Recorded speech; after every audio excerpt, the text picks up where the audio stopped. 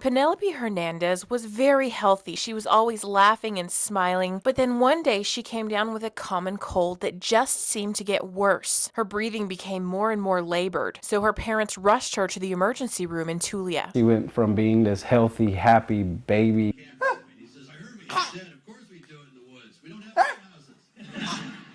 to being this just lifeless child on a hospital bed with tubes everywhere. The doctors initially diagnosed her with RSV, then adenovirus. It hit her so hard she had to be flown from Tulia to Amarillo. She was sedated, she was paralyzed, she had swelled up, her body was just retaining so much fluid. She got worse and then was flown to Houston. Still, their baby fought. Her eyes would follow us when we would go like around the bed. She would follow us. The doctor told them Penelope was losing her battle. It had already came to the point where he said, you know, she's not gonna come back from this.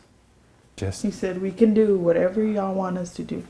We can do CPR on her, or we can let her go peacefully. We didn't have to look at each other and decide. We knew. We knew already as parents, let her go peacefully. Why would you want to see her struggle more?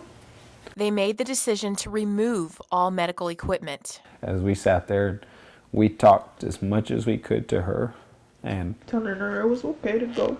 It was okay. It was a privilege to be her parents. We couldn't have asked for a better daughter. And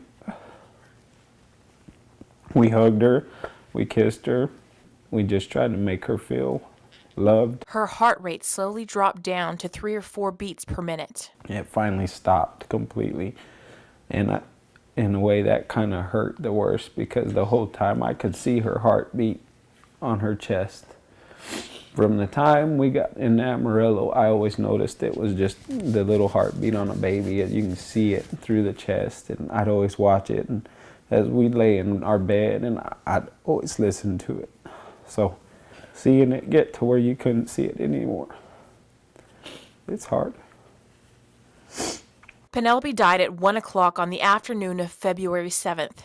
She was almost 8 months old. Just a month later, this family was mourning the death of their 5-week-old baby, Evangelina, from the very same virus. Mona Lisa started a petition to the World Health Organization asking for a vaccine. If one of these days something could be created to stop this, then I'll feel good that even if we save one life. The Hernandezes signed this petition in the hopes of preventing others from the same pain. If one person didn't have to go through it, it would be worth it.